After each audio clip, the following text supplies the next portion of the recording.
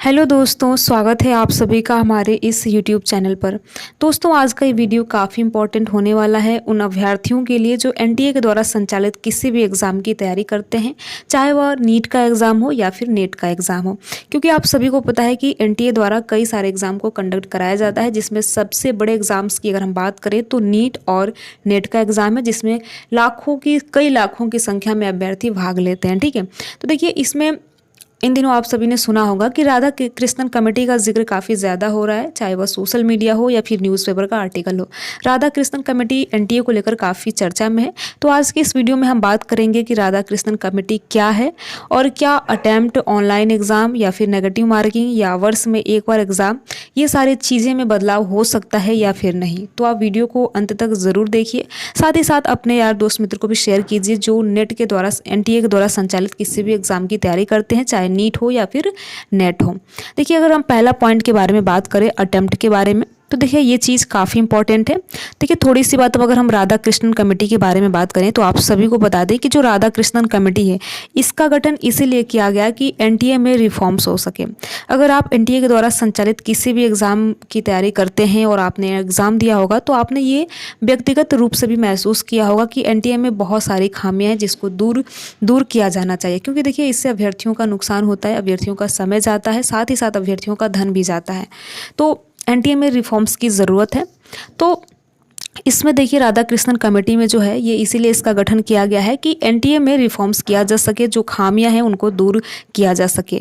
तो देखिए इसमें 37,000 लोगों ने सुझाव दिए हैं, अपने अपने मत को प्रस्तुत किए हैं 37,000 लोग ने, और ये नीट और नेट दोनों एग्ज़ाम्स के लिए। ठीक है, तो देखिए इसमें अगर हम अटेम्प्ट की बात करें तो आप सभी को पता है कि जो नेट का एग्ज़ाम है इसमें अभ्यर्थी कितना भी बार एग्ज़ाम दे सकता है। ठीक है, तो देखिए अगर अटेम्प्ट लिमिट कर दिया जाता है, यानी परीक्षा देने की जो सीमा है वो कम कर दी जाती है कि आप इतना बार ही एग्ज़ाम दे सकते हैं, आप 4 बार दे सकते हैं, 5 बार दे सकते हैं। जैसे कि यूपीएससी के एग्ज़ाम में होता है, सामान्य वर्ग का विद्यार्थी केवल और केवल 6 बार यूपीएससी का एग्ज़ाम दे सकता है।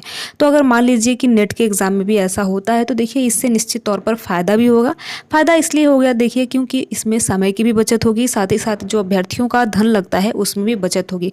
अगर मान लीजिए कोई व्यक्ति है, कोई अभ्यर्थी है 5-6 बार नेट का एग्ज़ाम देता है, अगर उसका क्लियर नहीं होता है तो कोई और एग्ज़ाम को देखेगा या फिर कोई और कार्य को देखेगा। तो ठीक है, तो इससे देखिए ये होगा कि समय का भी बचत होगा और धन का भी बचत होगा।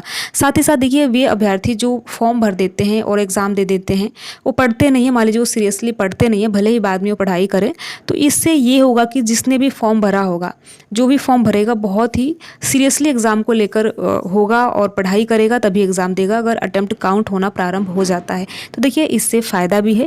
अगर हम ऑनलाइन एग्ज़ाम पर बात करें तो देखिए इस कमेटी के द्वारा ये योजना बनाई जा रही है और इस पे ज़्यादा फोकस दिया जा रहा है कि जो नेट का एग्ज़ाम है ये ऑनलाइन होना चाहिए। जैसा कि आप सभी ने नेट का एग्ज़ाम देखा, जून में जो कंडक्ट कराया गया था ऑफलाइन हुआ। ऑफलाइन के बाद क्या हुआ कि पेपर लीक होने का मामला सामने आ गया, आप सभी ने देखा, फिर एग्ज़ाम को कैंसिल करना पड़ा, री एग्ज़ाम हुआ है जिसका रिज़ल्ट आप सभी को पता है कि अक्टूबर में जारी किया गया है। तो देखिए इस तरीके से आप देखेंगे कि लगातार डिले हो रहा है, क्योंकि नेट में आप देखेंगे कि एग्ज़ाम साल में 2 बार होता है, एक जून में होता है और एक दिसंबर में होता है। तो इस प्रकार से आप देखेंगे जो पूरी साइकिल है वो बिगड़ जा रही है। ठीक है, तो इसके लिए देखिए ऑनलाइन अगर एग्ज़ाम संचालित किया जाता है तो निश्चित तौर पर जो पेपर लीक होने का मामला है उसमें थोड़ी सावधानी बरती जाएगी और 9 के बराबर पेपर लीक होने का मामला सामने आएगा। दूसरी अगर बात करें नेगेटिव मार्किंग के बारे में तो इसमें व्यक्तियों का अपना अपना सुझाव है कि नेगेटिव मार्किंग होना चाहिए। फिलहाल आप सभी को बता दें कि अभी इन चारों पॉइंट में से किसी पर अभी लागू नहीं किया गया है, कोई भी पॉइंट अभी लागू नहीं किया गया है।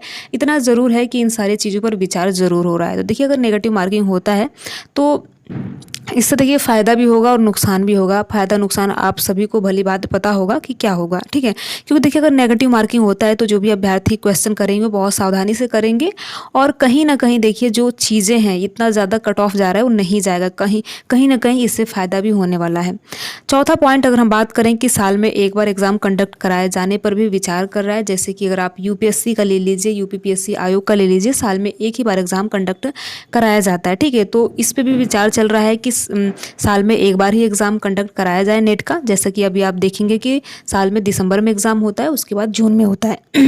ठीक है, तो इस पे भी विचार चल रहा है। तो इन चारों पॉइंट पे विचार चल रहा है। फाइनली अगर हम बोले तो अभी ड्राफ्ट बनेगा, उसके बाद जिस पे ज़्यादा लोगों का सजेशन होगा, जिस मत पे वो चीज़ें लागू की जाएगी। तो फिलहाल आप सभी को बता दें कि इस पे विचार विमर्श चल रहा है और आने वाले दिनों में हम सभी को इसमें अपडेट भी देखने को मिलेगा, जो कि राधाकृष्णन कमेटी के तहत किया जाने वाला है। ठीक है, आपकी क्या राय है, चाहे वो अटेम्प्ट को लेकर हो, ऑनलाइन एग्जाम को लेकर हो, या फिर नेगेटिव मार्किंग को लेकर हो, या फिर साल में एक बार एग्जाम कंडक्ट कराने को लेकर हो, आपकी क्या राय है? आप कमेंट बॉक्स में अपना राय बता सकते हैं। वीडियो में लास्ट तक बने रहने के लिए आप सभी का बहुत बहुत धन्यवाद। अगर आपको ये वीडियो अच्छा लगा हो तो वीडियो को लाइक कर सकते हैं, साथ ही साथ अपने यार दोस्त मित्र को शेयर करते हैं जो आपका फ्रेंड या फिर फैमिली मेम्बर एनटीए के द्वारा संचालित किसी भी एग्जाम की तैयारी करते हैं, ताकि उनके पास सही और सटीक जानकारी पहुंच सके। Thank you.